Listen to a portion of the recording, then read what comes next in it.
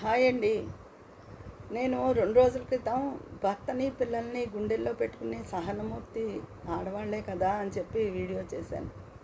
నిన్న ఎవరో అన్నారు, బాగా దగ్గర 100% మన కాన్ఫిడెన్స్ అనుకుంటే, మనకు నమ్మకం అంటే వాళ్ళతో చెప్పచ్చు అనుకున్నారు. మీకు అంత క్లోజ్గా ఉన్న వాళ్ళైతే చెప్పచ్చండి. కానీ ఒక విషయం ఆలోచించండి, మీరు ఎంత క్లోజ్గా ఉన్న వాళ్ళకి చెప్పుకున్నా వాళ్ళకి ఇలాంటి ప్రాబ్లం లేదనుకోండి, ఎప్పుడో ఏదో ఒక సందర్భంలో వాళ్ళకు ఒక లోకుతనం ఏర్పడుతుంది మీ మీద.